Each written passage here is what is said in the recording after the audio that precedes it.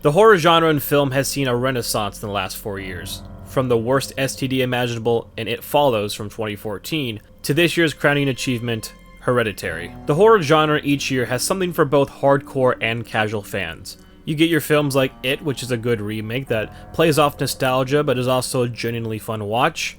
And of course, you still have your dumb shit such as Unfriended, Ouija Origin of Evil, The Bye Bye Man, and Slender Man. A little late to the party on that one, huh, Sony? With so many excited to see what the horror genre will offer next, I wanted to take a step back and look at a horror film that came out 10 years ago.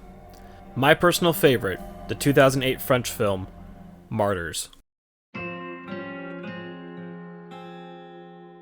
First, let's establish what makes a horror film a masterpiece. For me, it genuinely has to scare. I want to feel actual dread while watching, and I don't mean through cheap tricks like jump scares. The greatest horror films that keep me up at night are the ones that can both execute horror visually and psychologically. Blood, gore, that's one thing. But to be able to present these aspects with a strong narrative purpose that the human brain has trouble comprehending is what makes a lasting impression that stays with the viewer long after they've left their seat. Martyrs has stayed with me months after I first saw it.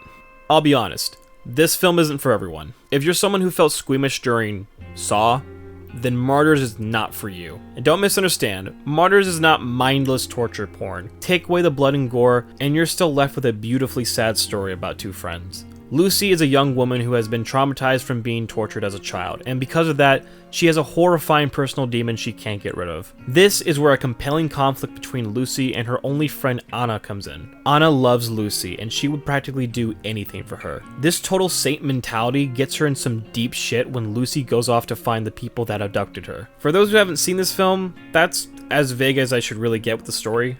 There are so many twists in Martyrs that by the time you get halfway into it, it becomes a different film entirely. Martyrs tackles different staples in the horror genre, and watching how it all comes together is really impressive. On top of that, there's phenomenal acting, incredible practical effects, and makeup art that is, hands down, the best I've seen in a horror film. If what I've said has convinced you to check this film out, I beg that you do. It saddens me that I have been a huge horror fan for years, and I didn't hear about Martyrs until I saw a YMS video. From this point forward, I'll be dissecting the film and analyzing why it's so great. So full spoilers ahead, go watch it if you haven't already, and come back to this point in the video. 3, 2, 1...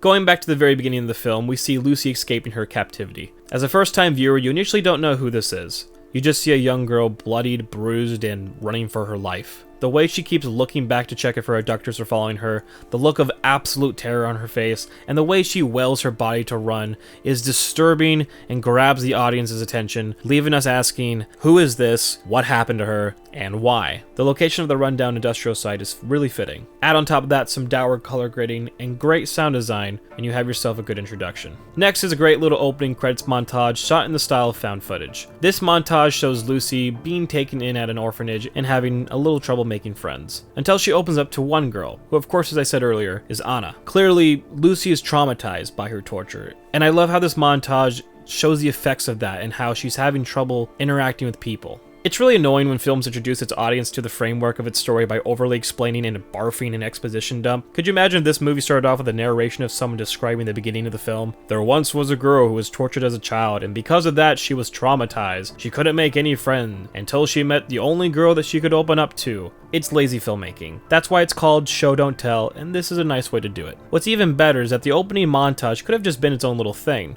But cleverly, some extra mileage is used out of it by utilizing the film montage as a plot device to set up the framework to transition into the next scene. Here we see military personnel asking Anna about Lucy.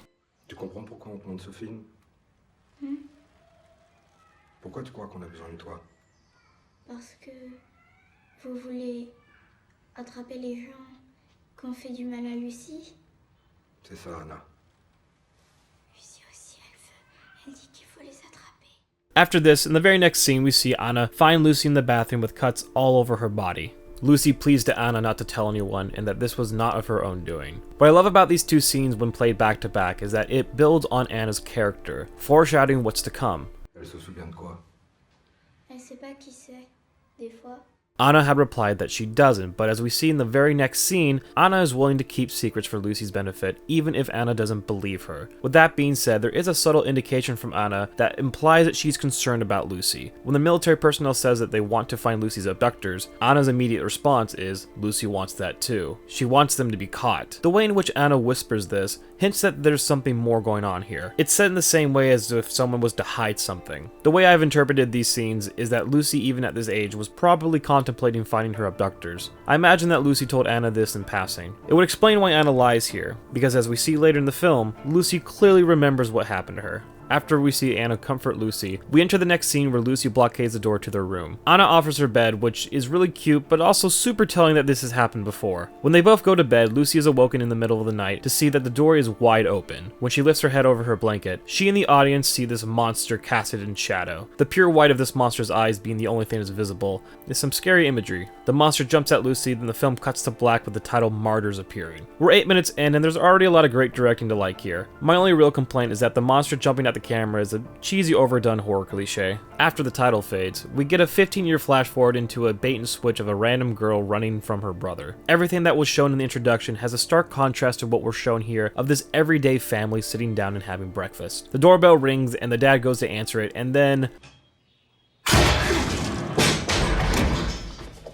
I know I already gave a warning at the beginning, and according to YouTube's guidelines, I am allowed to show graphic content as long as I specify why, but since YouTube has been proven to be a platform that doesn't uphold their own rules, even punishing those that do, I'll just edit with precaution. Lucy brutally murders this entire family. This scene where she confronts the son is shot very well. For a brief moment, Lucy turns around and contemplates what she's going to do. Then she turns back and points the gun right at the kid. The camera slowly moves towards him, building up anticipation. There's a brief moment where the audience might think, she's not gonna shoot him, but Martyrs isn't a film to doubt when it comes to these situations. Bang.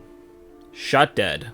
Just like that. The way Lucy hunts down the daughter and kills her mercilessly is also very brutal. The use of the environment in this scene utilizing the bed feathers hands itself to a cool shot. The music builds up and Lucy fires at the daughter running for her life. Props to this girl for being a good screamer. Sam Raimi would have loved you. What was a nice family breakfast seconds ago has become a bloodbath. After murdering the family, we see Lucy confronting her captors in a state of emotional agony. Lucy calls Anna, telling her that she did it, and Anna heads over right away. In the meantime, Lucy lounges around the house, taking in everything that just happened. This is a good little breathing moment for the audience. It also helps the audience ease into this film. A film, as we saw, isn't going to hold back. After hearing a noise, Lucy goes and investigates. We see a quick glimpse of the monster. This next sequence is my least favorite in the film. Seeing a quick portion of the monster was a great little scare. Could have done without the loud music cue, the scene would have been effective without it, but it does set up the anticipation for what's going to happen next. Lucy then pulls out a very unthreatening looking knife. I understand the film goes out of its way to show Lucy using the last shells of her shotgun, but I'm left asking,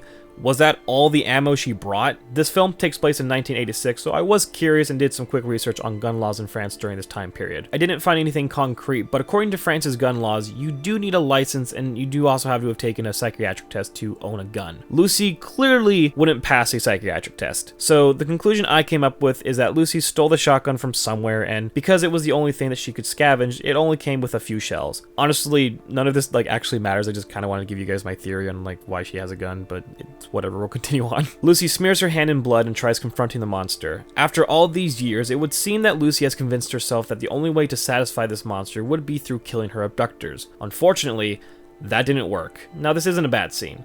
It's my least favorite because it feels convenient that Lucy doesn't have her shotgun, and instead uses this weak-ass looking knife. And then she loses it after getting overpowered anyways. There is a reason why she gets overpowered though, but we'll come back to that. The music that plays in this scene is also bizarre.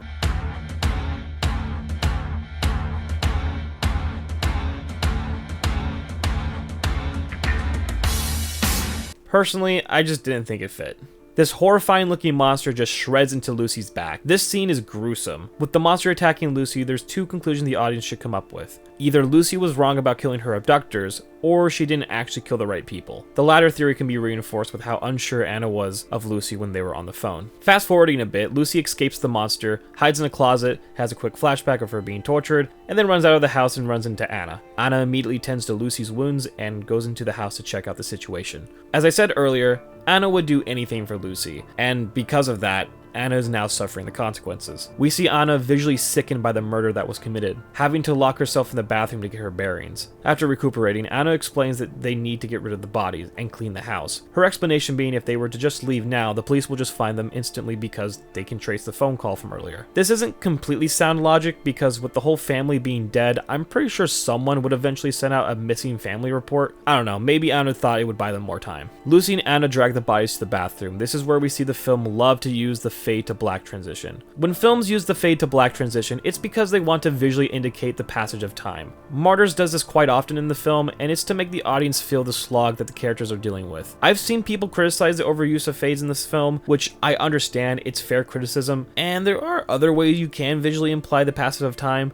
but the overuse of fades never really personally bothered me. While dragging the bodies to the bathroom, Anna gets overwhelmed and starts to break down. Lucy tells Anna that she shouldn't feel repulsed because these aren't good people. She then shows a newspaper posting of the family and tells Anna that this is them. For first-time watchers, this reinforces the idea that Lucy did kill the right people. But what I like about this scene is that it's still not concrete evidence, leaving the audience to still guess. Next, we see a moment of comfort between Lucy and Anna. Then Anna, out of nowhere, kisses Lucy, and Lucy just pulls back, asking her what she's doing. From everything we've seen of these two characters, it's not out of the question that Anna might love Lucy romantically. It would help explain why Anna is willing to go so far to protect her, but personally I interpret this as just a reactionary response from the heavy emotional toll of the situation weighing down on Anna. I wouldn't blame anyone else if they interpreted it differently. As Anna tries disposing of the bodies, we see that the mother is still alive and is now screaming in pain. This is a really good scare. I much prefer horror films that use the music cue to amplify the scare and to not be like the actual cause of it. When Anna looks in the mirror, the camera glimpses towards the mother with her eyes open. That's the scare. The music cue only helps amplify the scene by hitting a few seconds after the mother being alive is realized. After hearing the screams of the mother, Lucy comes down to check on Anna. Anna gets the mom to be quiet and distracts Lucy by proceeding to dispose of the daughter. While in the process of disposing of the daughter's body, Anna hears Lucy scream from inside the house. Anna then runs back inside. Here we get an amazingly bloody scene. Up until this point, the camera never gave the audience a good look at the monster, but here, oh boy.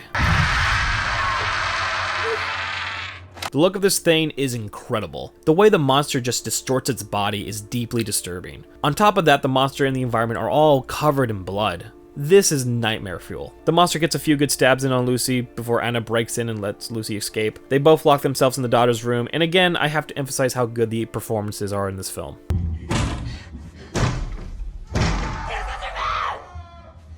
Laisse-moi tranquille! Je les ai tués! Même les enfants, je les ai tués. From what we've seen here, it's clear that the monster can't be heard or seen by Anna, because if she could, then she wouldn't have underreacted in this situation. When Anna doesn't react to the door banging is when it becomes blatantly obvious. I really wish they didn't add the door banging sound effect or the screams from the monster, because then the audience could still have some room to question. Even though Anna can't hear or see the monster, that doesn't necessarily mean the monster isn't actually there. At this point, you could speculate that maybe only Lucy can see the monster. And when we discover that the mother is still alive, it's good reason to believe that maybe the monster is still attacking because Lucy didn't finish killing her. Lucy then gets a flashback to when she escaped her abductors, and it's revealed what the monster really is.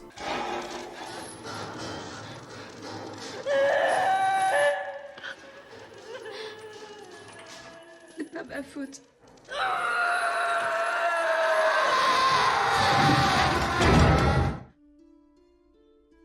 The monster is the other girl that was being tortured by the same abductors that were torturing Lucy. Screaming for Lucy to help her, Lucy just says sorry and runs away, leaving the poor soul behind. I love this so much because the monster isn't some random monster. It's the embodiment of guilt that's been emotionally torturing Lucy for all these years. While Lucy reminisces on her past, Anna takes the opportunity to try and free the mother. Unfortunately, Lucy finds them and plunges a sledgehammer into the mother's skull, finally killing her. Lucy looks at Anna and is stricken with an overwhelming emotion of betrayal. Because of that, she then proceeds to have a meltdown and destroys the house. The monster then appears, but it doesn't initially attack. Instead, it kind of has an intimate moment with Lucy. It seems like maybe killing the abductors was the way to please it. Until it takes the cutting knife and gruesomely cuts Lucy's arms wide open. Lucy then disturbingly bangs her head against the wall, runs out the window, cuts her neck wide open in front of Anna, and proceeds to die. If you weren't 100% sure if the monster was or wasn't actually there, this scene gives you Anna's perspective where we can clearly see Lucy is doing all this personal harm to herself. The way I see it, the monster was an outlet for Lucy's emotions, a literal fighting your inner demon. Lucy shredding her back, locking herself in the bathroom with the monster, is all her own doing. The reason Lucy killed herself was because the only person she trusted in the whole world betrayed her. Anna never actually believed Lucy was being harmed by some demented monster. This betrayal left Lucy feeling hopeless and alone. The monster being a manifestation of Lucy's emotion is also reinforced by how Lucy's suicide felt so intimate, because it was Lucy giving up. I would even say her cutting open her neck in front of Anna was Lucy visually saying, "This is your fault." What made Lucy a compelling character is that even after the horrible things she did, you still feel sympathy for her. The traumatizing torture she went through as a kid made her unadaptable to the world, and by this piece of dialogue, it would seem that Lucy never got the help that she needed. Tu m'as jamais cru. Arrête. Tu penses que je suis folle comme les autres, comme les docteurs. Honestly, I even felt sympathy for the mother. When Anna tried helping her escape, she asked Lucy to call an ambulance for her kids. In spite of her bleeding out, her first priority are her children. Lucy dies in the rain with Anna screaming over her corpse. A little overdramatic for my taste, but still effective. At this point in the movie, if the film had just ended, I would still claim that Martyrs is a really good horror film. But we're only halfway through. If I could say anything about the rest of the movie, it kind of feels like a sequel. When it seems like there's nowhere else this story could go, Martyrs brilliantly builds upon from what we've already know. After a long night of Anna attending to Lucy's dead body, it's the next day. Anna discovers an underground dungeon in the house. Anna, of course, goes and investigates and discovers some very disturbing imagery on the walls in this underground hallway. It's pretty safe to say at this point that Lucy was correct in assuming that these people were her abductors. Anna delves deeper into the dungeon to find a dark room with a chair and chains. As Anna gets closer, the chains move, indicating that there's someone on the other side. This next part is a lot to take in. Anna discovers a young naked woman. This woman has cuts all over her body, is malnourished, is wearing a screwed-in metal helmet, and has barbed wire wrapped around her waist. This is one of the most intense things I've ever seen in a horror film. So many questions ran through my head the first time I watched this. The first being, how? How is this woman alive? The next question being, how long has she been down here? But the most important question is going to be, why is she down here? The next scene takes place in the bathroom where Anna tries to help by unscrewing the woman's helmet. There's nothing I need to analyze here. This scene is just really hard to watch. The practical effects in this scene are way too effective for their own good. Fast forwarding a bit, we see Anna taking a random nap for some reason, but is then awakened by the woman trying to kill herself. Not gonna show this part either, but the reason why she's killing herself will come up later. Out of nowhere, a bunch of people in black show up at the house and shoot the woman dead. A lady walks up to Anna to aggressively question her about what happened here. When Anna has a hard time responding, the lady then proceeds to drag her down to the dungeon. Anna gets tied to a chair and is then face to face with the leader behind this organization. Ladies and gentlemen, this is our antagonist, and we didn't find out who she was until an hour into the film. Mademoiselle proceeds to explain what their organization is all about. Cette souffrance de façon méthodique, systématique et froide. Votre sujet passe par des états multiples. Au bout d'un temps, son traumatisme, cette petite fissure si facile à fabriquer, lui fait voir des choses qui n'existent pas. It becomes clearer at the end of the film, but the whole point of the torture is that this organization believes that if a person goes through enough of it and survives, they'll visit the other side. The purpose is to get a martyr to stay alive through their transcendence and report back what they see. This organization is the epitome of the phrase, "the ends justify the means." I love this motivation because these people are, ironically, a cult with an extreme goal that they feel is beyond themselves. What makes this even better is that you can totally see some lunatic people out there becoming too curious and trying out something this horrendous. Mademoiselle explains that the people most sensitive towards a transformation are young women. The absolute feeling of dread portrayed in this scene, after hearing that line, is astonishing. The next 20 minutes of the film, you're just seeing Anna get beat up, dehumanized, and slowly losing herself, and it's just really sad. What makes this even worse is that we don't even know if this will lead to anything. For all we know, this organization is just crazy. After days, Anna, after all she's been through, has a moment where she is apparently talking to Lucy.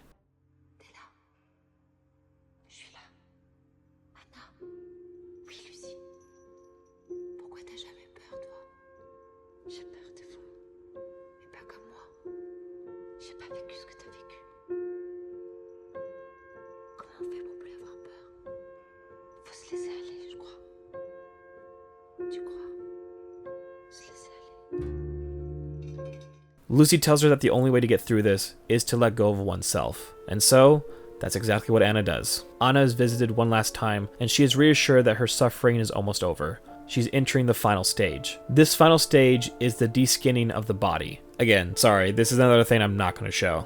The look that Mademoiselle spoke of when a person goes through such immense torture and when they're transcending, Anna experiences it. There's then this really great shot where the camera pans through Anna's eye as we see a light at the end of the tunnel. The look of transcendence gets reported to Mademoiselle, and so she comes to confront Anna when she comes back. Anna then whispers into Mademoiselle's ear of what she saw. We as an audience don't hear what this is. Fast forward a bit, and a bunch of old people show up to the house, obviously indicating that these are people part of the organization. A man comes out and explains that Anna is the first girl in the last 17 years to come back alive from being martyred. Anna has reported to the Mademoiselle what she saw, and that information will be shared shortly. This right here is the last scene of the film. Etienne? Mademoiselle?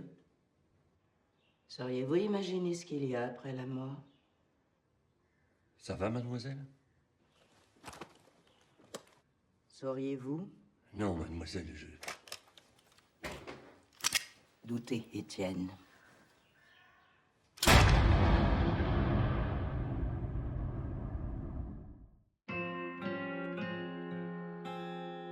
The movie ends.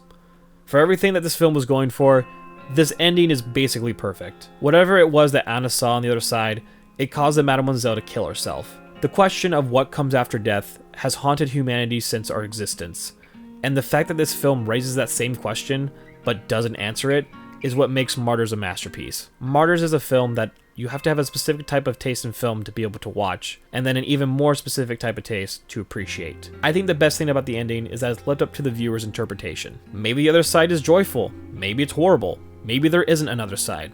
You're left to decide. Martyrs is a story that looks at the human condition.